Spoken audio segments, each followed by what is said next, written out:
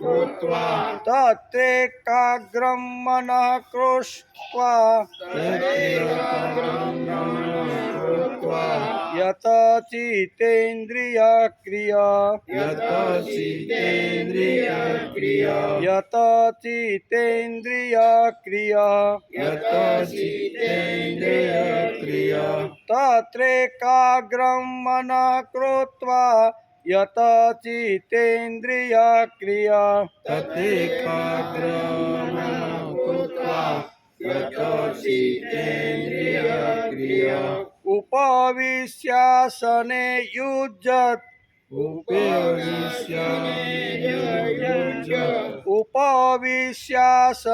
युज्य उपविश्यासने युज्य उद्योगमात्मविशुद्धये उद्योगमात्मविशुद्धये उपविश्यासने युज्य उद्योगमात्मविशुद्धये उपविश्यासने युज्य उद्योगमात्मविशुद्धये तत्रेकाग्रं मनः कृत्वा यत चित्तेन्द्रियक्रिया उपविश्यासने युज्यात् उद्योगमात्मविशुद्धये तत्रेकाग्रमनं कृत्वा यत चित्तेन्द्रियक्रिया उपविश्यासने युज्य उद्योगमात्मविशुद्धये હવે 11 ને 12 શુચો દેશે પ્રતિષ્ઠાય સ્થિરમાસનમાત્મન નાત્યુશ્રિतं નાતિનીચં શૈલાજીન કુશોત્તરમ તત્રેકાગ્રં મનઃ કૃત્વા यत चित्तेन्द्रियक्रिया उपविश्यासने युज्यत् उद्योगमात्मविशुद्धये उद्योगमात्मविशुद्धये हरि ओम। वसुदेवसुतं देवं कंसचाणूरमर्दन देवकी परमानन्दं कृष्णं वन्दे जगद्गुरुं गुरुर्ब्रह्मा गुरुर्विष्णु गुरुर्देवो महेश्वर गुरुसाक्षात् परब्रह्म तस्मै श्रीगुरुवे नमः। नारायणं नमस्कृत्यं नरं चैव नरोत्तमं देवीं सरस्वती व्यासं ततो जयमुदीरये ततो जयमुदीरये।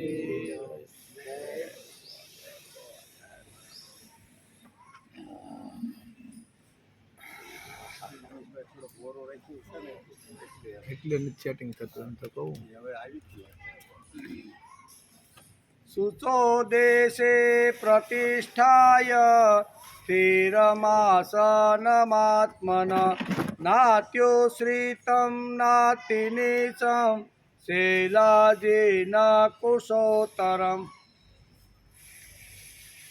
शुचो देशे शैलाजिन कुशोत्तरम એટલે શુદ્ધ ભૂમિ ઉપર જેના પર ક્રમશઃ દર્ભ મૃગચર્મ અને વસ્ત્ર પાથરેલા છે તેમજ જે ન અત્યુશ્રિતમ એટલે ઘણા ઊંચા અને ઘણા નીચા એવા આત્મનમ આસનમ સ્થિરમ પ્રતિષ્ઠાય પોતાના આસનને સ્થિર રૂપે સ્થાપી અને ચિત્ત એકાગ્ર કરવા માટે બેસવું એમ। ચિત્ત એકાગ્ર કરવા માટે કેવી રીતનું બેસવાનું ને એનું ભગવાને આ શ્લોકમાં વર્ણન કર્યું। ધ્યાન કરવા બેસીએ ને ઘરે બેસીને એકાદા ખૂણામાં ત્યારે ધ્યાન કેવી રીતે કરવું એ કયા કયા એમાં શું કહેવાય નિયમો અને કયા કયા સાધનો જોઈને એનું વર્ણન ભગવાને આ શ્લોકની અંદર કર્યું કે આજે આપણે એને સમજવાનો પ્રયત્ન કરવાનો છે. શ્રીમદ ભગવદ્ ગીતા ચિંતન શરૂ થયું એનો 298મો દિવસ. ગઈકાલે આપણે 6ઠા અધ્યાયના 10મા શ્લોકને નમસ્કાર કર્યા. જેણે મન બુદ્ધિ ઇન્દ્રિયો સહિત શરીરને જીત્યું છે તેઓ વાસના રહિત સંગ્રહ રહિત યોગી એકલો જ એકાંત સ્થાનમાં સ્થિત થઈ નિરંતર આત્માને પરમેશ્વરના ધ્યાનમાં જોડે છે એમ ગીતાકારે ગઈકાલે કીધું. ગઈકાલે પણ ધ્યાનની વાત હતી.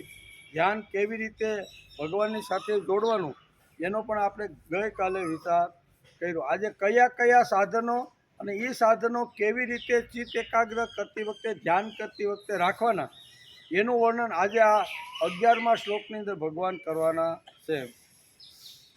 યોગીઓના ગુણોનું વર્ણન આપણે ઘણા સમયથી કરીએ છીએ, બરાબર ને? ઘણા સમયથી કરીએ છીએ. ભગવાને બીજા અધ્યાયમાં આત્માનું અને તેના અંશરૂપ જીવનું ચિરંજીવ તત્વ સમજાવ્યું છે. આત્મા મરતો નથી એ આપણે ગઈકાલે જોતા. ચિરંજીવી તત્વ આત્માનું વર્ણન ભગવાને બીજા અધ્યાયથી શરૂઆત કરી છે અને અર્જુનને આ તત્વજ્ઞાન સમજાવવાની શરૂઆત કરી છે. ભગવાને બીજા અધ્યાયમાં આત્માનું અને તેના અંશરૂપ જીવનું ચિરંજીવિત્વ સમજાવ્યું છે. આત્મા મરતો નથી. આપણી પહેલી શરૂઆત અસ્થિથી થાય છે. માના પેટમાં બચ્ચું હોય એટલે અસ્થિ, ત્યાંથી આપણી શરૂઆત થાય અને છેલ્લે નશ્યતિ એટલે છડ ભાવ, આપણા શરીરના છડ ભાવ શાસ્ત્રકારોએ કીધા છે. એનો આપણે ગઈકાલે થોડોક વિચાર કર્યો.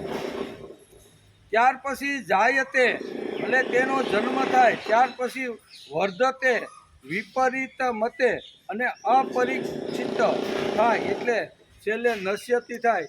એ શરીરના સડભાવની વાત આપણે ગઈકાલે જોતા હતા.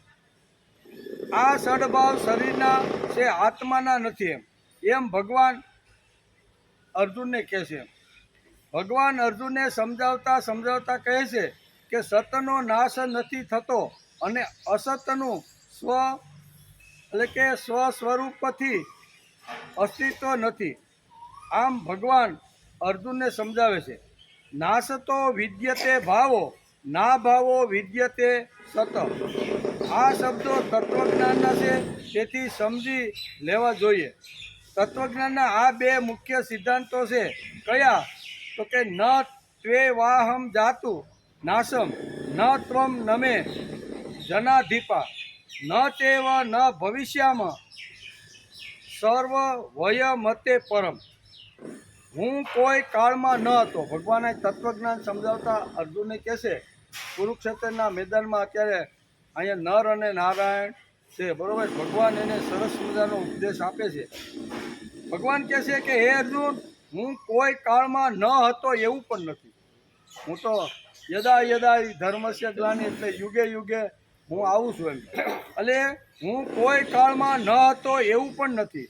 અને એવું પણ નથી કે આ રાજાઓ કુરુક્ષેત્રના મેદાનમાં જે ઊભા છે તે પણ ન હતા. એ પણ કોઈ જગ્યાએ તો હતા જ એમ કે. આજે કુરુક્ષેત્રના મેદાનમાં જનાધિપ શબ્દ આ શ્લોકમાં વાપર્યો છે. જનાધિપ એટલે રાજાઓ. આ રાજાઓ આની પહેલાં નહોતા એવું પણ નથી એમ કે. તેથી એ ન હતા એવું પણ નથી કે હવે પછી આપણે બધા નહીં હોઈએ એવું પણ નથી. શરીર તો મરવાનું છે, અંદર રહેલો આત્મા અવિનાશી છે, બરોબર? તો એ બીજી કોઈ જગ્યાએ કર્મ એમ અર્જુનને ભગવાન આ શ્લોકમાં સમજાવે છે. ભગવાન તત્વજ્ઞાન આત્મજ્ઞાનની વાતો સમજાવતા આજે 6ઠા અધ્યાયના 11મા શ્લોક સુધી આજે આપણે આવી ગયા છે. આમ બીજા અધ્યાયના 11મા શ્લોકથી ભગવાને અર્જુનને તત્વજ્ઞાન સમજાવવાની શરૂઆત કરી. એ સમજતા આજે આપણે ક્યાં આવ્યા? 6ઠા અધ્યાયના 11મા શ્લોક સુધી આજે આપણે આવી ગયા છીએ. હવે ભગવાન 11 થી 32 શ્લોકમાં વિસ્તારપૂર્વક ધ્યાન યોગ એટલે ચિત્ત એકાગ્રના વિષય ઉપર અર્જુનને સમજાવવાના છે. 11 થી 32 શ્લોક કેટલા? એમાં ધ્યાન અને ચિત્ત એકાગ્રની વાતો ભગવાને કરી છે. શરૂઆતના 11, 12 અને 13 શ્લોકમાં ધ્યાન યોગની ઉપયોગિતાની વાતો ભગવાને કીધી છે. એ આજે આપણે થોડીક સમજી લઈએ. એમાં 11મા શ્લોકમાં ભગવાન કહે છે, શુચો દેશે પ્રતિષ્ઠાય સ્થિરમાનસમાત્મન નાત્યુશ્રિતમ નાતિનિશમ સેવાજીન પુરુષોત્તમ. પવિત્ર ભૂમિ પર કે જેના ઉપર ક્રમ પ્રમાણે દર્ભ, મૃગચર્મ અને એના ઉપર વસ્ત્ર પાથરેલા છે, તેમજ ન ઘણા ઊંચા અને ન ઘણા નીચા એવા પોતાના આસનને સ્થિત રૂપે રાખવાનું. જે વખતે ધ્યાન ધરવા માટે બેસે, ચિત્ત એકાગ્ર કરવા માટે કેવી રીતે બેસાય એની વાત ભગવાને આ શ્લોકની અંદર સમજાવી છે. શું કીધું છે? દર્ભની ઉપર મૃગચર્મની ઉપર સરસ ઊનનું કાંઈ વસ્ત્ર હોય ને તો એ વસ્ત્ર આવે. આ 3 વાતો આ શ્લોકમાં સમજાવે છે. એટલે કે ઘણા ઊંચા અને ઘણા નીચા નહીં એવા સાધારણ આસન નાખીને ધ્યાન કરવા માટે માણસે બેસવું જોઈએ. નિરાશી, અપરિગ્રહ ઇત્યાદિ ગુણો વાળો યોગી ચિત્ત એકાગ્ર કરવા બેસે ત્યારે સતતમ આત્માનમ યુજિત સ્થિત થઈને મનને નિરંતર જોડવું. ભક્તિ કરવા માણસ જ્યારે આસન ઉપર બેસે ત્યારે મનને ભગવાનની અંદર જોડવું. જ્યારે મન આત્મશક્તિ સાથે એટલે કે જોડાવા બેસે ત્યારે તેણે સૂચો દેશે પ્રતિષ્ઠાય. પહેલો શબ્દ ભગવાને શું આપ્યો? સૂચો દેશે પ્રતિષ્ઠાય. પવિત્ર જગ્યાએ આસન રાખવું, તે આસન સ્થિર હોવું જોઈએ. આ શ્લોકમાં આ રીતે ભગવાને સમજાવ્યું. આસન કેવું આપણું? સ્થિર. પવિત્ર જગ્યા, પવિત્ર ભૂમિ અને આસન પણ આપણું સ્થિર હોવું જોઈએ. નીચે દર્ભ રાખવાનો, એની ઉપર મૃગચર્મ રાખવાનું અને એની ઉપર ઊનનું વસ્ત્ર રાખવું. કોઈ ઊંચું નહીં એટલું બધું અને એટલું બધું નીચું નહીં. સામાન્ય રીતે બેસીને ધ્યાન ધરી શકાય એવી સ્થિતિની અંદર બેસવું, એમ આ શ્લોકની અંદર ભગવાને કીધું છે. આસન ડગમગતું ન હોવું જોઈએ. નાટ્ય ચિત્ત શ્રતમ નાટી નીચમ. એનો અર્થ થાય છે તે અતિશય ઊંચું પણ ન હોવું જોઈએ, તેમજ એટલું નીચું ન હોવું જોઈએ. હાવ નીચું નહીં ને ઊંચું નહીં, માપનું. હલતા આસન ઉપરથી પડી જવાનો ડર લાગે, તેથી ચિત્ત એકાગ્ર થઈ શકે નહીં. અતિ ઊંચું હોય તો પણ પડી જવાનો ભય રહે અને નીચું હોય તો જમીન ઉપર બેઠક રાખી હોય તો કીડી મંકોડી કરડે, તેથી ચિત્ત વિભ્રમ થઈ જાય છે. એટલે ભગવાનની અંદર ચિત્ત લાગે ને અહીંયા પણ આપણે કીડી મકોડી ઉપરથી પડે ને એટલે આપણે બોલતા હોય કાંઈ નહીં, શબ્દ પાછો કાંઈક બીજો નીકળે કે નહીં. તો એવી રીતે કે બહુ ઊંચું નહીં, બહુ નીચું નહીં, કીડી મકોડી પણ અસર ન કરે, એથી થોડુંક ઊંચું રાખવાનું, બરોબર. અને એટલું બધું ઊંચું નહીં રાખવાનું કે જ્યાંથી પડવાનો ભય છે. એટલે ભગવાને આ જ સમજાવવાના છે કે માણસે જે ધ્યાન ધરવા માટે બેસે ત્યારે કઈ કઈ વાતનું ધ્યાન રાખવું. ભગવાને નાનામાં નાની, કારણ કે ગીતા ગ્રંથ છે ને જીવન ગ્રંથ છે. કેવો?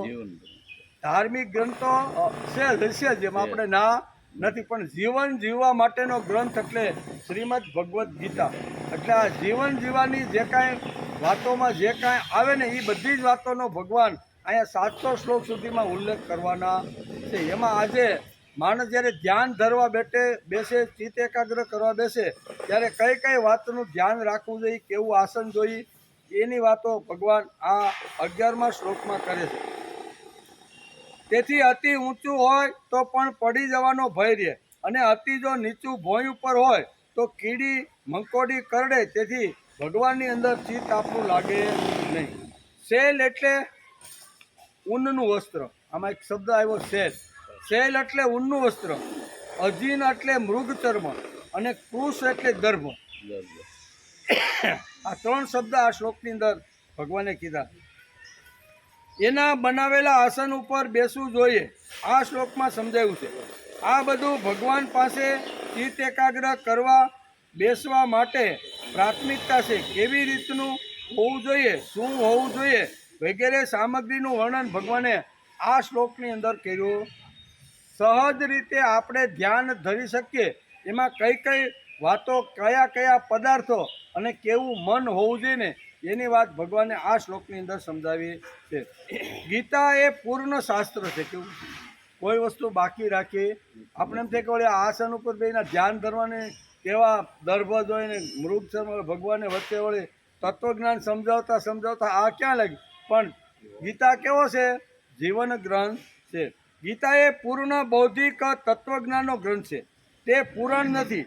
તેથી ગીતાકારે જે પણ કંઈ કહ્યું છે તેની પાછળ ઊંડી સમજણ વાત ભગવાને જે ગીતામાં કીધી છે ને એ ઊંડાણપૂર્વક અને તત્વજ્ઞાનને સામે રાખીને ભગવાને આ બધી વાતો કીધી છે. સામાન્ય માણસ સહજ રીતે સમજી શકે અને સહજ જીવનમાં આવતી રહેલી જે વાતો છે ને એને કેવી રીતે આપણે લઈ શકીએ એ ભગવાન બધું જ આપણે સમજાવવાનો પ્રયત્ન કરે છે. ગીતામાં આસન માટે મૃગ, ચર્મ, દર્ભ અને વસ્ત્રના આસનની વાત કરી છે. તે મહત્વની પણ છે. બરાબર, મહત્વની હોય તો જ ભગવાન અહીંયા એટલું મહત્વ ગીતાના શ્લોકમાં આપે ને. આવતીકાલે કોઈ એમ પૂછે કે પાશ્ચાત્ય માણસો ખુરશી ઉપર બેસીને ચિત્ત એકાગ્ર ધ્યાન કરવા બેસે તો શું એને ભક્ત ન કહેવા? ઘણીવાર આજે તો નહીં પણ આવતીકાલે માનો કોઈ ક્રિશ્ચન દેશમાં આપણે જાય એ લોકો તો નીચે બેસતા જ નથી. ચર્ચ હોય, એનું દેવળ હોય, મંદિર હોય ને તો એમાં પણ બાંકડા ખુરશી અને આવી રીતની સગવડતા હોય છે. નીચે બેસીને પ્રે એટલે પ્રાર્થના કરતા નથી. તો અહીંયા આવતીકાલે કદાચ એ પ્રશ્ન ઊભો થાય કે ભાઈ અમુક લોકો તો એમ કહેશે કે ભાઈ અમારે અહીંયા શું કહેવાય દર્ભય નથી રાખવું, મૃગ ચર્મ રાખવું નથી અને ઊનનું વસ્ત્ર પાથરવું.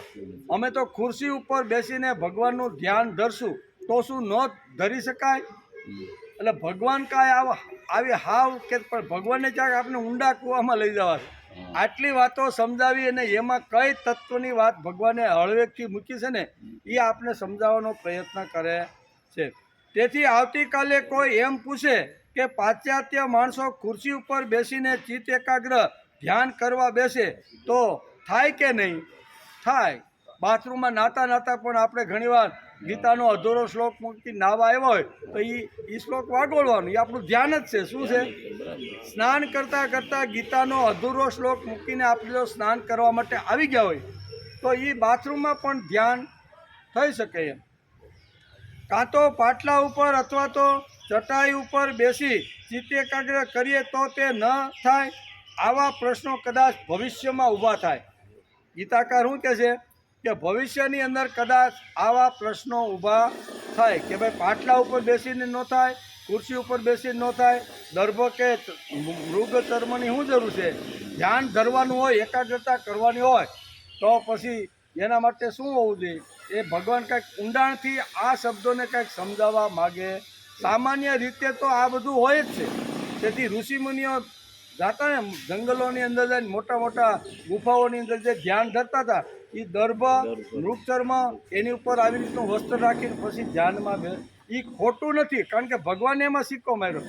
પણ ભગવાન એથી આગળ કાંઈક આ શ્લોકની અંદર આ 3 શબ્દો ઉપર ભાર દેવા માગે છે કે આ 3 શબ્દ મૃગચર્મ છે, પછી દર્ભ છે અને એની ઉપર જે વસ્ત્ર છે તે વસ્ત્ર અને જગ્યાની વાત કરી છે.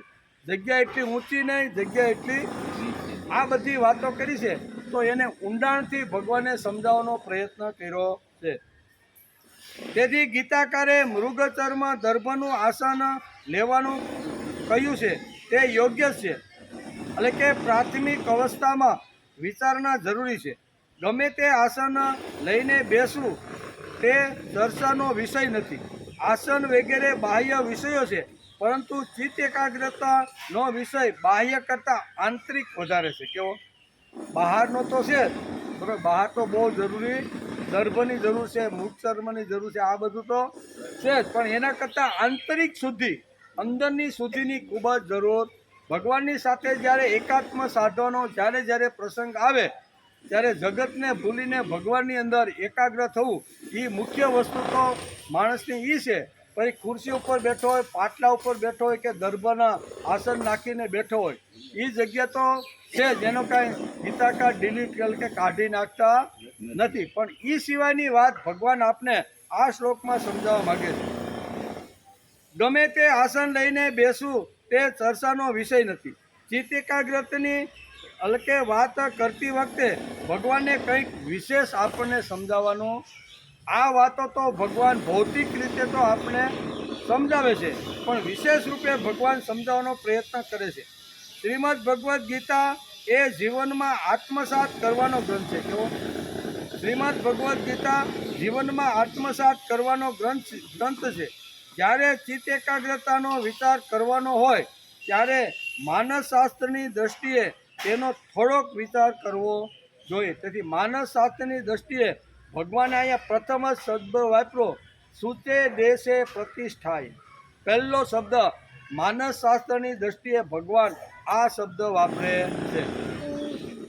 જ્યાં ચિત્ત એકાગ્ર કરવા બેસીએ તે સ્થળ શુદ્ધ અને પવિત્ર હોવું જોઈએ. ભગવાનને મૂળ વાત કહેવાની આ છે કે જે જગ્યાએ ચિત્ત એકાગ્ર કરવા માટે કોઈ પણ વ્યક્તિ બેસે ત્યારે એ જગ્યા શુદ્ધ અને પવિત્ર હોવી મૂળ વસ્તુ આ છે. પછી બેસે જંગલમાં બેસે કે નિસર્ગના ખોળામાં બેસે કે દરવાજા બંધ કરીને પોતાના રૂમમાં બેસે, પણ મૂળ વસ્તુ પવિત્રતાની વાત ભગવાને સૂચો પહેલો શબ્દ વાપર્યો છે કે ચિત્ત એકાગ્ર કરતી વખતે જગ્યા પણ પવિત્ર હોવી જોઈએ, જગ્યા પણ શુદ્ધ હોવી. આજુબાજુ દુર્ગંધ મારતું હોય, પછી ફિલ્મના ગાણા સંભળાતા હોય, રેડિયો અથવા ટીવી મોટેથી અવાજ કરતા હોય, અને એવી જગ્યા ઉપર જો માણસ ચિત્ત એકાગ્ર કરવા બેસે તો એનું ધ્યાન લાગતું નથી. એટલે સૂચો દેશે પ્રતિષ્ઠાય. પ્રથમ શ્લોક, આ શ્લોકની અંદર પ્રથમ લીટીમાં ભગવાને સૂચો શબ્દ વાપર્યો. જે વખતે ધ્યાન કરવાનું હોય, ભક્તિ કરવાની હોય, ચિત્ત એકાગ્ર કરવાનું હોય ત્યારે સૂચો દેશે એટલે પવિત્ર જગ્યા હોવી જોઈએ. જ્યાં ચિત્ત એકાગ્ર કરવા પવિત્ર હોવું જોઈએ. તો પવિત્ર જગ્યા એટલે કઈ જગ્યા?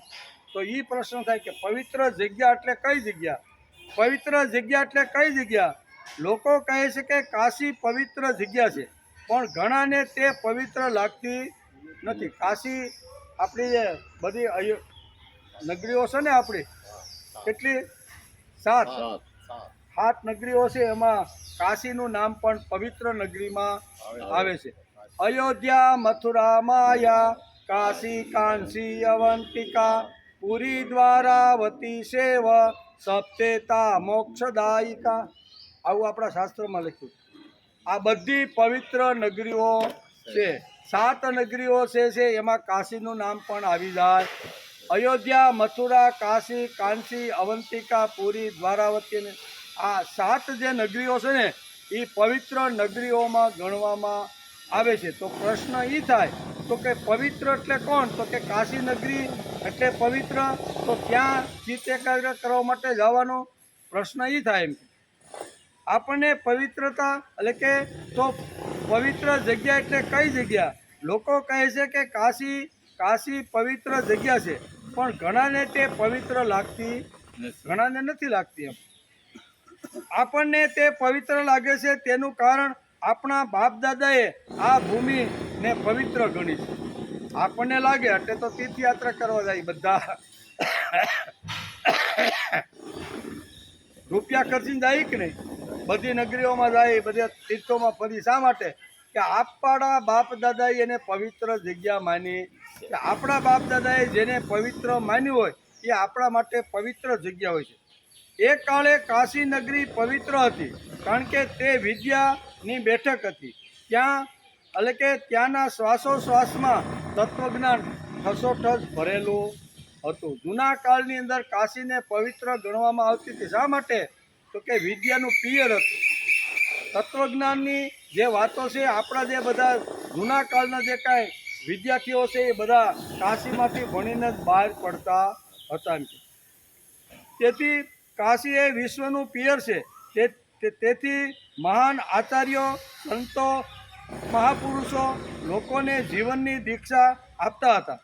દીક્ષા લઈને લોકો પોતપોતાના ગામમાં અને પોતપોતાના ઘરે જઈને જે તત્વજ્ઞાન ભણ્યા હતા તે તત્વજ્ઞાન કહેવા માટે સમાજની અંદર ફરતા હતા. તેથી કાશીને વિદ્યાનું પિયર ગણવામાં આવતું હતું. જૂના કાળમાં કાશીની અંદર દરેક પ્રકારની વિદ્યા મળતી હતી એમ છે, એવું આપણું શાસ્ત્ર લખે છે. તેથી દીક્ષા લઈને લોકો પોતપોતાના ગામમાં અને ઘરમાં જઈને તે તત્વજ્ઞાન ભણ્યા તે કહેવા જતા હતા. ત્યાં ગંગા વહેતી હોવાથી તેનું પાવિત્ર ઘણા વર્ષો સુધી ટક્યું. આ રીતે તે વિદ્યાધામને કારણે અને ગંગાના લીધે પાવિત્રતા અને દિવ્યતા કાશીની અંદર આપણને જોવા મળે છે. તેથી ઘણા લોકો કહે છે ને કે કાશી મરણાન મુક્તિ, એવું શાસ્ત્રમાં લખ્યું છે કે કાશીની અંદર જો માણસનું મરણ થાય તો 100% એને મુક્તિ મળે, એવું લખેલું છે.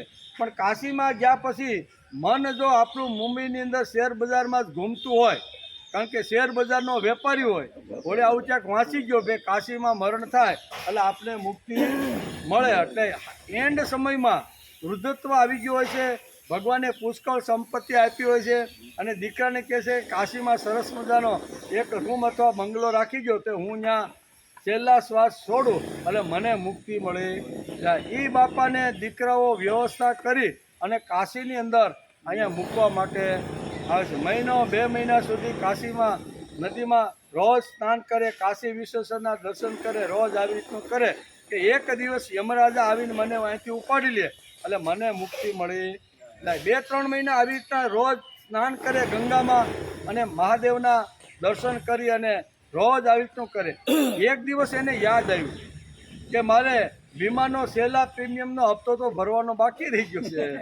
અને જૂના કાળની વાત, એટલે ટેલિફોન કે વોટ્સઅપની કે ફેસબુકની એ વખતે કાંઈ જરૂર હતી એટલે હતા જ નહીં. તો શું કરવું? તો કે પાછું આવવું પડે. એટલે કાંઈ ટપાલ લખે તો 8-10 દિવસે ટપાલ પૂગે અને ઓલો હપ્તો સુકાઈ જતો હતો. એટલે શું કરવાનું ભાઈ?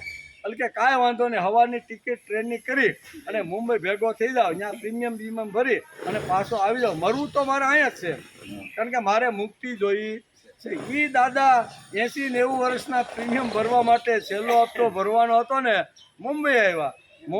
પ્રીમિયમ ભરાઈ ગયું તો બીજે દિવસે અસ્યુતમ કેસ્યુતમ મુંબઈમાં જ થઈ ગયું. ક્યાં નક્કી શું કર્યું હતું કે કાશીમાં જઈને મરું તો કાશી મરણાન મુક્તિ, એવું શાસ્ત્રમાં લખ્યું છે. કાશીમાં માણસ મરે એટલે એને મુક્તિ મળે. એવું નથી. કાશીની નદીની અંદર કાશી જે લોકો ગયા છે એને ખબર છે, અમે તો એકવાર ગયા એટલે ખબર છે. એ પવિત્ર ગંગાની નદીની અંદર તો ભેહો તમે જોતા હોય ને તો ભેહો ને પાડા રોજ એટલા આમ ડોકા કરીને કલાકો સુધીમાં નાય કેવા. તો મુક્તિને મળવી જોઈએ કે નહીં? રોજ આપણે તો કદાચ એકાદ વાર તીર્થયાત્રા કરવા માટે જાય અને આપણને એમ થાય જો ગંગામાં ડૂબકી માર્યા પછી આપણે જો મુક્તિ મળી જાય તો આપણું કલ્યાણ થઈ જાય. આ પાડાઓ તો રોજ નાય, રોજ.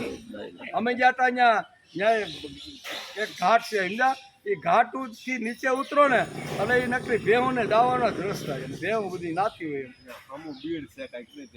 સામે કાંઠો એટલે કહેવાનો અર્થ કે કાશી મરણાન મુક્તિ અથવા કાશીમાં રહેવું એટલે મુક્તિ મળે એવું નહીં, પણ કાશીમાં રહીને જો ભજન કીર્તન અથવા આવી રીતનું જો જીવન જીવવું હોય તો કાશીમાં પણ મુક્તિ છે. અને મુંબઈમાં પણ કાશીના જેવું જીવન જીવવું હોય તો ત્યાં મુંબઈમાં બેઠા બેઠા પણ મુક્તિ તો મળે જ જાય. એવું કાંઈ નથી કે કાશીમાં. તેથી અહીં કહે છે કે દીક્ષા લઈને લોકો પોતપોતાના ગામમાં જતા હતા. ત્યાં ગંગા વહેતી હોવાથી તેનું પાવિત્ર ઘણા વર્ષો સુધી ટક્યું. આ રીતે તે વિદ્યાધામને કારણે ગંગાના લીધે પાવિત્ર અને દિવ્યતા હતી. આજે વિદ્યા ઓછી થવા લાગી પણ ગંગાના લીધે તેનું આજે પણ પાવિત્ર જળવાઈ રહ્યું છે. ગંગાને હિસાબે આજે પાવિત્ર જળવાઈ રહ્યું છે. જે પિયર કહેતા હતા વિદ્યાનું, એ કદાચ ભણવાનું ત્યાં ઓછું થઈ ગયું. સંસ્કૃત બધું ત્યાં જ શીખાતું. આપણે વેદ ઉપનિષદના જે ગ્રંથો છે ને એ કાશીમાંથી ભણીને જ આપણા છોકરાઓ બધા બહાર પડતા હતા. ટાઈમ થઈ ગયો. વાત ચાલે છે શ્રીમદ ભગવદ્ ગીતા. એમાં ભગવાને સામાન્ય રીતે વાત કરી છે. ચિત્ત એકાગ્ર કરવા બેસીએ ત્યારે કયા કયા સાધનો કેવી રીતના ગોઠવવા અને કેવી રીતનું હોવું જોઈએ એની વાત ભગવાને એકદમ સરળ સીધી ભાષામાં આ શ્લોકમાં સમજાવી છે. પણ શ્રીમદ ભગવદ્ ગીતા એ આખી વિશ્વમાન્ય તત્વજ્ઞાન છે. તેથી આટલા પૂરતું ભગવાન ખાલી આટલી વાતો ન કરે, પણ ભગવાનને આ વાતો કહીને કાંઈક આપને ઊંડા કૂવામાં લઈ જવા માગે છે. તેથી આ શ્લોકમાં ભગવાન સૂચો દેશે શબ્દ કહે છે. તેનો અર્થ આવી કોઈ તીર્થભૂમિને ઉદ્દેશીને ભગવાન કહેતા નથી, પણ જે જગ્યાએ મનને પ્રસન્નતા મળે તે જગ્યા તે સ્થળ પવિત્ર. જે જગ્યાએ આપણા મનને શાંતિ મળે એ આપણા માટે એ જગ્યા પવિત્ર, એમ ભગવાનને કહેવાનું છે. તે જગ્યા તે સ્થળ પવિત્ર. તેથી ચિત્ત એકાગ્રતા કરવા માટે એવું સ્થળ લો કે જ્યાં ચિત્તને પ્રસન્નતા મળે. આપણા ચિત્તને પ્રસન્નતા મળે એવી જગ્યા માણસે પસંદ કરવાની છે. એમ કે ચિત્તની આવી પ્રસન્નતા બે ઠેકાણેથી મળે. કેટલા? ચિત્તને જો આવી પ્રસન્નતા ચિત્તમાં જો લાવવાની હોય તો શાસ્ત્રકારો અને ગીતાની અંદર ભગવાને આ શ્લોક સમજાવતા કીધું કે બે જગ્યાએ આ પ્રસન્નતા મળે. એક નિસર્ગના ખોળામાં. કેવું? નિસર્ગ એટલે પ્રકૃતિનો ખોળો. અત્યારે આપણે જે બેઠા છીએ ને એને નિસર્ગનો ખોળો કહેવાય. નિસર્ગના ખોળાની અંદર માણસનું મન પ્રસન્ન હંમેશા રહેશે. ન રહેતું હોય તો સમજી લેવાનું કાંઈક ગડબડ છે. બાકી તો ગમે તો નિસર્ગના ખોળામાં કોઈ ગયો, જંગલમાં કોઈ ગયો, ખળખળ વહેતા નદીની પાસે બેસે, ઉગતા સૂર્યની પાસે 15-20 મિનિટ, ગમે તેવા દુઃખ હોય ને માણસના, ગમે તેવા એ નિસર્ગ ખેંચી લેશે. આ નિસર્ગની તાકાત છે. એટલે નિસર્ગ પાસે પ્રસન્નતા છે. એટલે શાસ્ત્રકારો કહે છે કે માણસને ચિત્ત એકાગ્ર કરવા માટે એવી બે જગ્યાઓ છે કે જ્યાં માણસને શાંતિ મળે છે. એમાં એક જગ્યા છે નિસર્ગ. તેથી અહીં કહે છે કે નિસર્ગનું એટલે કે સાનિધ્ય શોધીને તેવા સ્થળે ચિત્ત એકાગ્ર કરવા માટે સવારના પોરમાં બેસવું જોઈએ. તેથી આપણે જે ઋષિ મુનિઓ થઈ ગયા, મોટી મોટી જટાઓ દાઢી, એ બધા ક્યાં હતા? નિસર્ગના ખોળામાં. મોટા મોટા પહાડોની વચ્ચે જે ગુફાઓ હોય ને એ ગુફાઓની અંદર જઈને રહેતા હતા નિસર્ગના ખોળામાં. અને વર્ષો સુધી એ લોકો સમાધિસ્થ થઈને બેસતા. ત્યાં જ આવી રીતનું ચિત્ત એકાગ્ર થાય, ધ્યાન થાય, એમ શાસ્ત્રકારો આપને સમજાવે છે. તેથી સૂચો દેશે પ્રતિષ્ઠાય, આમ કરીને ભગવાન સુંદર મજાની આખા, કારણ કે ગીતા એ કોઈ સામાન્ય કે એકને માટે નથી, આખા વિશ્વના તમામ વર્ગના માણસ માટે ભગવાને ગીતાનું તત્વજ્ઞાન કીધું છે. તેથી ઋષિમુનિઓ નિસર્ગનું સાનિધ્ય સેવીને તથા તે સ્થળે ચિત્ત એકાગ્ર કરવા માટે બેસી જતા હતા. નિસર્ગ એ માનો ખોળો છે. નિસર્ગ એ માનો વૈભવ છે. કેવો? જંગલમાં આપણે જાય, ખળખળ વહેતા નજરા જોઈએ, આપણે હિમાલય જેવા પર્વતમાં બરફથી આ બધું જોઈ તો એ બધું શું છે? તો કે નિસર્ગ એ માનો ખોળો છે. નિસર્ગ એ માનો ખોળો છે, માનો વૈભવ છે. નિસર્ગમાં પ્રસન્નતા લાવવાની શક્તિ છે. તેથી તે જગ્યા અતિશય પવિત્ર છે અને એવી જગ્યા ઉપર માણસે બેસી અને ચિત્ત અને ધ્યાન ધરવા માટે બેસવું જોઈએ. નિસર્ગ શ્રાવણ મહિનામાં આમ બહાર શિવજીના મંદિરમાં આટલા માટે જવાનું છે. વરસાદને લીધે માણસનું મન અતિ પ્રસન્ન હોય છે.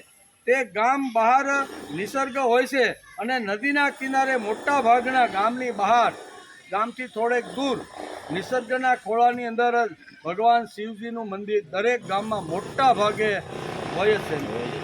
ગામમાં બહાર નિસર્ગ હોય છે, તેથી ત્યાં નદી ખળખળ વહેતી હોય છે અને નદીના કિનારા ઉપર બેસી અને માણસે ધ્યાન ધરવાનો પ્રયત્ન કરવો જોઈએ. નિસર્ગ હોવાથી ચિત્ત પ્રસન્ન થાય. તેમાં ભગવાન શિવજીની મૂર્તિ સામે હોવાથી ચિત્ત તેમાં સરળ રીતે એકાગ્ર થઈ જાય છે. જીવનમાં એક નિશ્ચિત પરંપરા પણ હોવી જરૂરી છે અને તે સમજણમાં આવે તો તત્રેકાગ્ર, એક શબ્દ ભગવાને અહીંયા વાપર્યો, તત્રેકાગ્ર શબ્દ ભગવાને આ શ્લોકમાં વાપર્યો છે. ચિત્તને એકાગ્ર થવામાં અનુકૂળ થાય એમ આ શ્લોકમાં કહ્યું છે. બીજું, મહાપુરુષના સાનિધ્યમાં પણ ચિત્ત પ્રસન્ન થાય છે. મહાપુરુષોના શ્વાસોશ્વાસથી વાતાવરણ પવિત્ર થઈ જાય છે. આમ નિસર્ગ અને મહાપુરુષ એ બે ધ્યાન ધરવા માટેના ઉત્તમ સ્થળો છે. આ બે જગ્યા એવી છે કે જ્યાં શાંતિથી માણસ ચિંતન કરી શકે છે અને આપણને ખબર ન પડતા આપણા ઉપર તે વાતાવરણની બહુ જ મોટી અસર થાય છે. વાતાવરણ બધે સરખું હોતું નથી. એમ કારણ કે અમે વડલા હેઠે ન આવી શું વાંધો, આ વડલા હેઠે બેઠે વીડીના ધુમાડા કાઢીને આમ તેમ ધુવાડો ખાતા બેઠા છીએ. અમે અહીંયા વડલા હેઠે બેઠા છીએ, તમે ત્યાં વડલા હેઠે બેઠો. બેમાં શું ફરક છે? ખૂબ મોટો ફરક છે. આ જે તરંગો હોય ને, વાણીના જે તરંગો, એ તરંગો આજુબાજુ ફરતા હોય છે. તેથી એની અસર આવી રીતની થાય છે એમ શાસ્ત્રકારો કહે છે. તેથી વાતાવરણ બધે સરખું હોતું નથી. મેટ્રો સિનેમા કેટલાક રમતા હોય, કેટલાક હા ઈ કરતા હોય, કેટલાક ઓલી સેવડો ખાતા હોય, તો એવી જગ્યાએ કોઈ દી ચિત્ત એકાગ્ર થાય ખરું? ના ના, આપણે હાલો ને પાછળ બેસી જાય, આજુબાજુમાં ઘોંઘાટ થતો હોય, વાજિંત્રો વાગતા હોય, ગમે તેવા ગાયન થતા હોય, આજુબાજુ કલબલાટ થતો હોય, તો માણસનું મન એકાગ્ર થતું નથી. તેથી ભગવાને આ શ્લોકમાં શુચિ શબ્દ વાપર્યો. કેવો? ભગવાને આ શ્લોકમાં શુચિ એટલે પવિત્રતા. ભગવાને આ શ્લોકમાં શુચિ શબ્દ વાપર્યો છે. તેથી શુચિ દેશે એટલે મનને પ્રસન્ન થાય તેવું સ્થળ, એ જ જગ્યા કે એક નિસર્ગ અને બીજું મહાપુરુષનું સાનિધ્ય. આ બે જગ્યા એવી છે કે જ્યાં માણસના મનને શાંતિ મળે છે. મન પ્રસન્ન થાય એવું વાતાવરણ તૈયાર થવું જોઈએ. તેથી દીવો, અગરબત્તી, ફૂલ, સુગંધી પદાર્થો આવ્યા. આપણે અહીંયા સવારમાં હવે ઘરની વાત છે કે ઘરની અંદર પણ બારણા બંધ કરી અને માણસ જ્યારે ચિત્ત એકાગ્ર ધ્યાન કરવા માટે બેસે ત્યારે સામાન્ય રીતે આપણે આવું બધું કરતા હોય છે. દીવો પ્રગટાવેલો હોય છે, સરસ મજાની અગરબત્તીની સુગંધ આવતી હોય છે, બાજુમાં સરસ મજા સુગંધિત ફૂલો પડેલા હોય કે ને? આ બધું હોય એનું કારણ શું છે કે હું જે વખતે ભક્તિ કરવા માટે બેસું અને મારું મન ભગવાનમાં સ્થિર થાય ને, એટલે આ વાતાવરણ આખું ઊભું કરું. ડાગલો કેમ વાતાવરણ ઊભું કરે? આવે પરબારો આવે ને અડધો પોણો કલાક વહેલો આવી જાય ને બધાને આમ તેમ કરાવે તો આવેલા પાત્ર બધા તૈયાર થઈ જાય. એટલે ડાગલો આવી ગયો છે એટલે ભવાઈ શરૂ થઈ એવું સમજવાનું કોઈ કારણ? એ તો આખું વાતાવરણ તૈયાર કરવા આવ્યો છે. લોકોને ભેગા કરે, થોડાક હસી ખુશી કરાવે ને તો આવેલા અડધા પોણા કલાકમાં બધા રામ રાજ્યનું નાટક કરવાનું હોય કે જે કાંઈ નાટકો કરવાના હોય ને એ તૈયાર કરે કે નહીં. તેથી આ દીવો, અગરબત્તી અથવા સુગંધી પદાર્થ જે આપણે ધ્યાન ધરતી પહેલાં રાખી છે એનું કારણ શું છે કે આવું જો સુંદર મજાનું વાતાવરણ હોય તો મારું મન એકદમ ઝડપથી ભગવાનની અંદર એકાગ્ર થાય. તેથી અગરબત્તી, ફૂલ અને સુગંધી પદાર્થ આવ્યા. આટલું કરી નાખ્યું એટલે મારી ભક્તિ પૂરી. આજે એવું લોકો સમજે, હું ભગવાનનો દીવો કરી નાખ્યો, ભગવાનને અગરબત્તી કરી નાખી, સુગંધી પદાર્થ હતો એ ભગવાનને બરોબર આમ તેમ કરી નાખ્યું એટલે હવે અમારી ભક્તિ પૂરી. હવે અહીંથી શરૂઆત થાય છે, જ્યાં શરૂઆત થાય છે ત્યાં આપણે પૂર્ણ વિરામ કરી દઈએ. આ ગીતા અને આ વસ્તુ અહીંયા એ કહેવાની છે કે જે વખતે વાતાવરણ તૈયાર થઈ જાય, સરસ મજાનું વાતાવરણ થાય ને તૈયાર, પછી જ આપણું મન ભગવાનની અંદર એકાગ્ર થાય. તેથી આવા આજુબાજુના વાતાવરણને લીધે મન પ્રસન્ન થાય. સ્વાધ્યાય માટે કાં તો મંદિર માટે પણ સૂચો દેશે હોવું જોઈએ, બરાબર? એટલે કે ત્યાં વેદ શાસ્ત્રનો ઘોષ, અમે મંદિરમાં જૂના કાળમાં દરેક મંદિરો હતા ને ત્યાં વેદોના ઘોષ સવાર સાંજ 2 ટાઈમ થતા હતા. શા માટે?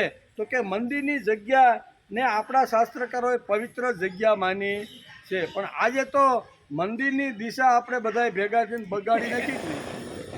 નીચે મંદિર હોય, આરતી પૂજા હાલતી હોય ને ઉપર 150 માણસનું રસોડું હાલતું હોય કે ભાઈ 150 જણાને અમે અમારે ત્યાં પ્રસંગ છે ને એટલે ત્યાં જમવા માટે મંદિરમાં મોકલા. નીચે બધું આમ હાલતું હોય ને ઉપર એને ક્યાં હાલતું હોય તો એને હોટલ કહેવાય, મંદિર કહેવાય નહીં. ત્યાં કહેશે કે આવા આજુબાજુના વાતાવરણને લીધે મન આપણું પ્રસન્ન થાય. સ્વાધ્યાય માટે કાં તો મંદિર માટે પણ સૂચો દેશે હોવું જોઈએ, તો જ માણસનું મન આવી તો વિકસિત થાય. વેદઘોષ અને સ્વાધ્યાય સિવાય બીજો કોલાહલ એ મંદિરની આજુબાજુમાં ન હોવો જોઈએ, તો જ મંદિરની અંદર આરતી થતી વખતે આપણું મન એમાં એકાગ્ર થાય. તેથી ગામમાં નિસર્ગ એટલે કે ગામમાં નિસર્ગના સ્થાને મંદિર બાંધવાની કલ્પના આવી. આજે દેખાદેખીને હિસાબે આજુબાજુમાં ઘણા બધા મંદિરો થતા રહેલા છે. મંદિરોનો કાંઈ તૂટો છે? અહીં કહે છે કે આજે જૂના કાળમાં એક મંદિર હોય, કાં રામજીનું મંદિર હોય અને નદીના કાંઠા ઉપર ભગવાન શિવજીનું નિસર્ગમાં મંદિર હોય, બરોબર ને? તો આ તો હવે તો જેટલા સંપ્રદાય એટલા ગામની અંદર મંદિરો થયા. એટલે અહીં કહે છે કે તેથી ગામના એટલે કે ગામમાં નિસર્ગના સ્થળે મંદિર બાંધવાની આ કલ્પનાઓ આવી હતી. આજે દેખાદેખીને હિસાબે એક સંપ્રદાયે બાંધ્યું, બીજો બાંધે, બીજાએ બાંધ્યું, ત્રીજાએ બાંધ્યું. આમ મંદિરોનો આવી રીતનો વધતો રહે છે. ઢગલાબંધ મંદિરો થવા લાગ્યા છે. તેમાં પણ ઉપાસનાના દેવોમાં પણ ભેદભાવ જોવા લાગ્યા. તમારો ભગવાન નાનો, અમારો ભગવાન મોટો. એટલે ઉપાસનામાં જે દેવતાઓ અલગ અલગ મંદિરમાં સંપ્રદાયો રાખે છે એ પોતાના દેવને શ્રેષ્ઠ માને છે. પોતાના દેવને કહે છે કે અમારો દેવ તો તમારા ગણપતિ બાપા અમારા દેવની સેવા કરવા માટે અહીંયા સુધી માણસો પહોંચી જાય. ક્યાં સુધી? કે તમારા જે ગણપતિ બાપા છે ને એ તો અમારા જે દેવ છે ને એના પગ સંપી કરવા માટે આવતા. એટલે આવું ઢગલાબંધ મંદિરો બાંધી અને સમાજની જે શાંત સ્થિતિ હતી દોડવાનો ઘણા સંપ્રદાયમાં પ્રયત્ન થઈ રહ્યો છે. તેથી આપણામાં પંચાયતર પૂજાની આદ્યગુરુ શંકરાચાર્ય અને આપણા ઋષિમુએ સારી એવી સમજણ આપી છે. ગણપતિ, શિવ, હરિ, અંબા, ભાસ્કર, બરોબર. આ જે 5 જે દેવતાઓ છે એ દેવતાઓનું આપણા શાસ્ત્રકારોએ કીધું કોઈ પણ મંદિર હોય તો એ મંદિરમાં 5 ભગવાનને આવી રીતના શિવ, હરિ, અંબા, ભાસ્કર અને ગણપતિ. આની અંદર આખા દુનિયાના બધા જ સંપ્રદાયના લોકો એની અંદર આવી જાય છે. પરંતુ શ્રુતિ પછીના કાળમાં ધીમે ધીમે ગોટાળો શરૂ થવા લાગ્યો. એક મહાન વિચારની જે વિચારધારા હતા એ તૂટી ગઈ અને લોકો પોતાના દેવને મહાન માની અને બીજાના દેવને તુષ્કારવા લાગ્યા. મંદિર એટલે કે મંદિરનો અણુએ અણુ પવિત્ર હોવો જોઈએ. તેના બદલે મંદિરમાં દર્શન થતા હોય છે અને બાજુમાંથી સિનેમાના ગીતો સંભળાતા હોય છે. ઘણીવાર આવું થાય, બાજુનું રેસિડન્ટ હોય તો એક બાજુ આરતી થતું હોય તો બાજુમાંથી આવા અવાજો પણ આવતા હોય છે. જેમાં મંદિરમાં પાવિત્ર હોવું જોઈએ તેમ સ્વાધ્યાય કાર્યમાં પણ પાવિત્રનું સ્થળ એ જગ્યા પણ પવિત્ર હોવી જોઈએ. ત્યાં આવી રીતના તમાકુ છે, માવા છે, એ વખતે ત્યાં નિષેધ કરવો જોઈએ. મંદિરમાં હું ગયો એટલે આ મંદિરમાં ભગવાન બિરાજમાન છે એની સામે મારે આવી રીતના ખોટા અપલખન કરાય નહીં. જેમાં ચિત્ત એકાગ્ર કરવા સ્થળ પવિત્ર હોવું જોઈએ તેમ આસન પણ માણસનું સ્થિર હોવું જોઈએ. આસન એટલે આપણી બેઠક સ્થિર હોવી. બેઠક સ્થિર હોય તો જ જીવન વિકાસ થાય. શ્રીમદ ભગવદ્ ગીતા આ શ્લોકની અંદર જીવનનો દૃષ્ટિકોણ સમજાવે છે. તેથી ચિત્ત એકાગ્રતા કરતી વખતે બેઠક મહત્વનો ભાગ ભજવે છે.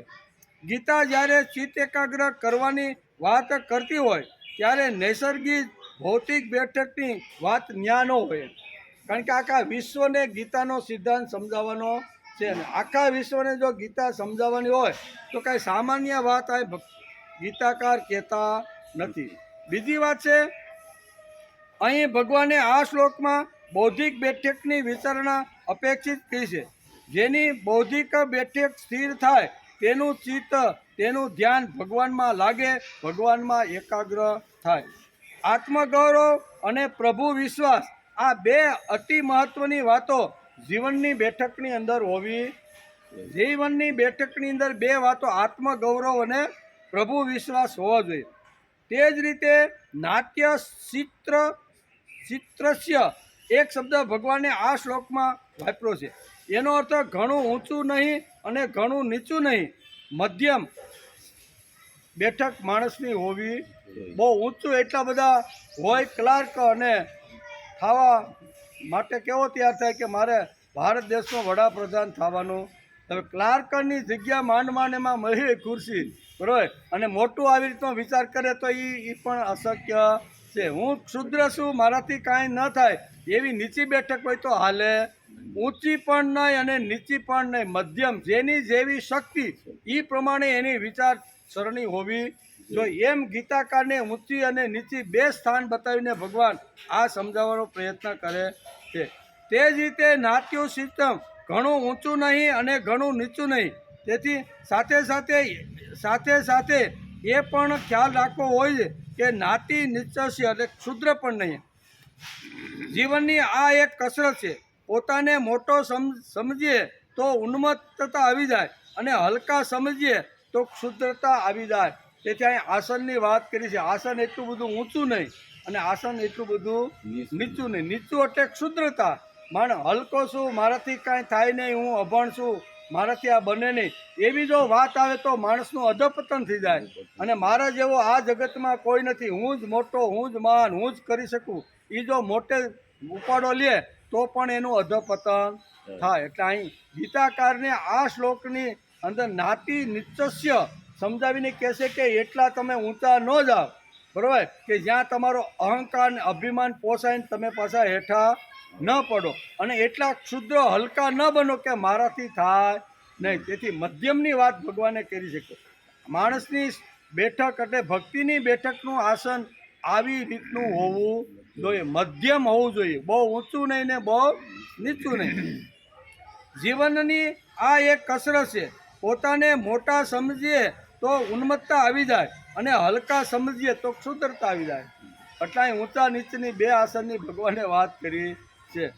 માનવી જીવનની સ્વભાવની કચાશ ધ્યાનમાં રાખી આપણને શાસ્ત્રકારોએ 2 વખતની પ્રાર્થના આપી છે, અને પ્રાતઃ પ્રાર્થના અને સાયં પ્રાર્થના. આપણે બહુ ઊંચા વયા જઈએ તો પણ ખોટું, અને હાવ ક્ષુદ્ર બનીએ તો પણ ખોટું. તેથી આપણા શાસ્ત્રકારોએ આપણે 2 ટાઈપે સાયં અને પ્રાતઃ, સવારે ઉઠીને પ્રભુની પ્રાર્થના કરવાની અને રાત્રે સૂતા પહેલાં પ્રાર્થના કરવાની. આ 2 પ્રાર્થના શા માટે આવી? તો પહેલી રાતની પ્રાર્થના આપણે જ્યારે સમૂહમાં 8:30 વાગે જ્યારે ભગવાનના બધા એટલે કે કુટુંબના બધા સભ્યો જ્યારે પ્રાર્થના કરવા માટે બેસે ત્યારે ભગવાનને કહેવું અવિનય મપનય વિષ્ણુ, કે હે વિષ્ણુ ભગવાન. એ સાંજની પ્રાર્થનાની અંદર આ બધી વાતો આવે. અને સવારમાં જ્યારે માણસ 5 વાગે ઉઠો, 6 વાગે ઉઠો, આખું ઘર બધું તૈયાર થઈને 8, 8:30 જ્યારે પ્રાર્થના કરવા માટે સવારે બેસે ત્યારે ભગવાનને કહે છે હું ઓમ પૂર્ણમદ પૂર્ણમિદમ પૂર્ણાત પૂર્ણમુદસ્ય પૂર્ણસ્ય પૂર્ણમાદાય પૂર્ણમેવાવશે. આ પ્રાતઃ એટલે સવારની પ્રાર્થના આવી. ભગવાન તું જેમ પૂર્ણ છો ને એમ હું પણ પૂર્ણ છું. પૂર્ણમાંથી પૂર્ણ લીધા પછી પણ પૂર્ણ જ બાકી રહે. આમ જ્યારે માણસને લાગે કે તું છે એમ હું પણ કાંઈક છું, આવું ઘણીવાર માણસને આ પ્રાર્થના જ્યારે ઓમ પૂર્ણમદ પૂર્ણમિદમ કરતી વખતે ઘણીવાર માણસને આવું થવા લાગે. એટલે થોડોક ઈગો, થોડોક અહંકાર, થોડોક અભિમાન કે હું ભગવાન કાંઈ તું જેમ મોટો છે એમ હું કાંઈ નાનો નથી, હું પણ તારામાંથી આવેલો, આમ કરીને થોડું ઘણું આવી રીતનું થાય. પછી 24 કલાક આટા ફેરા મારે અને જે ધારેલી વસ્તુ ન થાય, બરાબર ને, અને પછી ભગવાનને સાંજે કે ભગવાન સવારે હું જે કૂદાકૂદ કરતો હતો કે હું પણ કરી શકું, હું પણ બની શકું, હું પણ થઈ શકું, પૂર્ણમાંથી પૂર્ણ લીધા પછી હું તારો આવી તું ડંફાસ જે હું મારતો હતો ને ભગવાન, એ બધી મારી ડંફાસ ખોટી આવે. અવિનય મપનય વિષ્ણુ, ભગવાન મેં તારી સામે સવારે અવિનય કર્યો હતો ને, એ મારો અવિનય તું મને ક્ષમા કર. એટલે સવારની અંદર માણસને મોટાઈ આવે અને રાતે કૂદાકૂદ કરી અને એકેય કામ ન થયું, ધાર્યાતા 5 હાથ કે આ તો આ કરી જ નાખવા છે, ગમે તેમ થાય, એમાંથી એકેય કામ ન થાય. એટલે 2 હાથ જોડીને ભગવાનને શું કે અવિનય મપનય વિષ્ણુ, હે વિષ્ણુ મેં જે સવારમાં અવિનય કર્યો હતો ને એની તું મને ક્ષમા કર. એટલે 2 ટાઈપની પ્રાર્થના આપણા શાસ્ત્રકારોએ, એટલે આપણે મધ્યસ્થ રહીને બહુ ઊંચા ન વયા જાય ને બહુ પડી ન જાય ને એટલા માટે 2 પ્રાર્થના આપી છે. દાદા પાંડુરંગ શાસ્ત્રીએ પણ આ ભૂલાયેલી જે વાતો હતી ને એ સમાજમાં પાછી ઊભી કરવાનો પ્રયત્ન કરે છે કે ભાઈ સવારમાં આખો પરિવાર 5-15 મિનિટ માટે પ્રાર્થના કરવા માટે બેસો ઓમ પૂર્ણમદ પૂર્ણમિદમ કરો, ભગવાનને નમસ્કાર કરો, નાસ્તા પાણી કરીને જેને જ્યાં જે ધંધે જવું હોય તે બધા જાઓ. પાછા બધા સાંજે થાક્યા પૈસા કામ કરીને બધા ઘેરે આવ્યા, રોટલા પાણી ખાધા, 8:30 વાગે પાછા આખા ઘર 5-15 મિનિટ તમે સાથે બેસો અને ભગવાનને કહો અવિનય મપનય વિષ્ણુ. આ બે વાતો હોય તો માણસને એક બાજુ અહંકાર છે, બીજી બાજુ ક્ષુદ્રતા છે, એ બંનેની વચ્ચે જો મધ્યમ રાખવાનું હોય તો એ માટે શાસ્ત્રકારોએ આપણે 2 પ્રકારની પ્રાર્થના આપી છે. તેથી રોજ આ 2 પ્રાર્થના કરવાની. 10-10 મિનિટ થાય, વધારે થાય નહીં, પણ એનું ટાઈમનું એડજસ્ટમેન્ટ જો કરી તો કોઈ વસ્તુ એવી નથી કે જે આપણે ન કરી શકીએ. એના કરતાં અઘરા કામ ઘણા કરતા રહેલા છે કે નહીં, પણ સાથે પરિવારને બેસાડી અને પરિવારને સાથે રાખીને જો 5-15 મિનિટ પ્રાર્થના કરીને બેસી, આખો પરિવાર બેઠો હોય, એકાબીજા કામની વર્ણન કરે કે બાપુજી આજ મારું કામ આટલું થયું, આટલું બાકી રહ્યું, તમે જે મને કીધું હતું એમાં આટલું રહી ગયું, તો બાપુજી કે મારે આટલું કરવાનું હતું ને, આ બધું મેં કરી રાખ્યું, આવતીકાલે આપણે તારે આ કરવાનું, આ જો કરે તો ડખા ઊભા થાય. બોલો ખેતરે પૂગી ગયો હોય ને તો એ કહેલા લીમડાવાડીનો દીકરો ક્યાં થયો, મેં તને વડલાવાડીએ જવાનું હાથે લઈને કીધું, પણ સાંજે બેઠા બેઠા બાપ દીકરાએ નક્કી કર્યું હોત તો કાંઈ તકલીફ થાય, પણ સાંજે કાંઈ તકલીફ, ઓલો ખાઈને સીધો માવાની દુકાને વ્યો જાય, એ બધા બાપાને બધા સુઈ જાય, પછી આવે એટલે હાલ નહીં કે લીમડાવાડીનું ખેડી આવું, તો બાપાએ નક્કી કર્યું કે વડલાવાડીએ જવાનું છે, તો આ ભાઈ ઉપડ્યો ને પછી બાપાને ખબર પડે 8 વાગે ચા પાણી પી, એ કે આ તો ડાયો હતો ને, એ તો લીમડાવાડીએ ગયો છે, ત્યાં જઈને લોહર આવે, આ ક્યાં તું ગુડાણો, શબ્દ કેવો આપણે સારા વાપરે તો કઈ વાંધો. હવે આવું થાય છે એનું કારણ પરિવાર સાથે બેસતો બંધ થઈ ગયો. બેસવું જોઈએ, અડધો કલાક, પોણો કલાક ટાઈમ લઈને. આપણે બીજામાં ફોનમાં આપણે કેટલાય કલાકો કાઢી જ નહીં.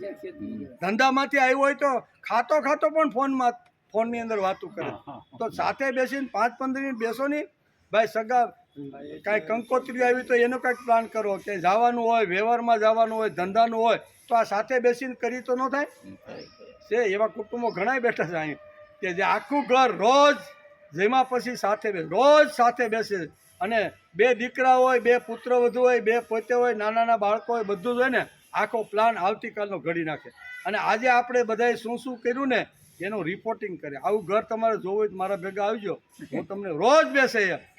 સંયુક્ત ફેમિલી છે, બહુ સારું કુટુંબ છે, અને આવી રીતનું માણસે બધાએ કરવું જોઈએ. તેથી અહીં કહે છે કે સવાર અને સાંજની પ્રાર્થના એક તો કુટુંબનું એક્ય, અને કુટુંબની અંદર નાના મોટા કામ કેવી રીતના કરવા પ્રાર્થના પછી નક્કી કરો. બોલે કોણ ક્યાં જશે, કોણ કયું કામ કરે તો ગડબડ થાય. આ ગડબડ થવા માટેનું કારણ શું છે કે બાપ દીકરો સાથે બેસતા બંધ. દીકરો ખાન સીધો કોગળો કાઢીને પોતાના રૂમમાં વયો જાય. બાપને કાંઈ કહેવું હોય તો એમ લબડતો છોકરા પાસે જાય કે ભાઈ કાલ મારે આ કામ કરવાનું છે, શું કરવું. એ બાપે કરવું જોઈએ કે દીકરાએ બાપને પૂછવું જોઈએ કે બાપા શું કરવાનું છે. આજે જમાનો બદલો, એનો અર્થ શું થયો? જમાનો બદલો એટલે બાપે એની પાસે જવું પડે, લાસારી કરતા ભાઈ આ 2 દી થયું નથી, અથવા આ કંકોત્રી આવી છે, અહીંયા કોણ જાય, તમારા ફરવા, એ કોઈ વસ્તુ કોઈની વાત કરે કોઈ કરતું નથી. તેથી 2 ટાઈમની પ્રાર્થના એટલે એક આપતો વ્યવહાર પણ સારો હચવાઈ જાય, અને ભગવાનની પ્રેયર એટલે પ્રાર્થના પણ થઈ જાય. આ બધી ચિત્ત એકાગ્રતામાં આ બધો ભાગ ભજવે છે. એક વાત નિર્ભી વાત છે કે ગીતા એક તાર્કિક ગ્રંથ છે, તેથી તેમાં લખેલી કોઈ પણ વાત જતા કે સહેજે લખી હોય એવું નથી. કાનો માત્ર પણ વધારાનો કે ઓછો વધતો ભગવાને મૂક્યો. જે શબ્દમાં જ્યાં કાનો માત્ર લગાડો હોય એ બધી જ વાતો ભગવાને લખી છે. તેનો શબ્દ ચિરંતન છે, શાશ્વત છે. ભગવાને જે કાંઈ બોલ્યા છે તે અમારી દ્રષ્ટિએ એ અમારો માટે મંત્ર છે, કારણ કે અમારી દ્રષ્ટિએ કૃષ્ણ તું ભગવાન સ્વયં. વેદવ્યાસે પણ ગીતામાં કોઈ ઠેકાણે કૃષ્ણ ઉવાચ વાપર્યું નથી, ભગવાન ઉવાચ વાપર્યું. શ્રીમદ ભગવદ્ ગીતાના 18 અધ્યાય ખોલી અને જ્યાં ભગવાનને બોલવાનો વારો આવે છે ત્યાં કૃષ્ણ ઉવાચ નથી, હું લખ્યું છે ભગવાન ઉવાચ. એટલે કે ભગવાન ઉવાચ એવો શબ્દ ઉચ્ચારાય છે જે પોતાની જાતને અતિ ઊંચો કાં તો નીચો સમજતો નથી, અને જેના જીવનની બેઠક આત્મ ગૌરવાત્મક અને પ્રભુ વિશ્વાસ બની સ્થિર થઈ ગઈ હોય તેવો માણસ પ્રસન્ન અંતઃકરણનો બની શકે છે. છે. એમ આ શ્લોકની અંદર ભગવાને આટલી વાતો સમજાવી છે. શું સમજાવી? જે પોતાની જાતને અતિ ઊંચો નહીં અને કાં તો હલકો નહીં એ સમજતો નથી, અને જેના જીવનની બેઠક આત્મ ગૌરવાત્મક અને પ્રભુ વિશ્વાત્મક બની સ્થિર થઈ ગઈ છે તેવો માણસ પ્રસન્ન અંતઃકરણ થાય. તે સૂચો દેશે બેસી એટલે કે સૂચો દેશે એટલે કે બેસીને શું કરે છે તેનો વિચાર ભગવાને 12મા શ્લોકની અંદર કર્યો છે કે આ જીવ છે, આ જે શરીરની અંદર રહેલું જે ચૈતન્ય તત્વ છે કરે છે એનો વિચાર ભગવાને 12મા શ્લોકની અંદર આપ્યો છે. એનો વિચાર આપણે આવતીકાલે આવશું આપણે.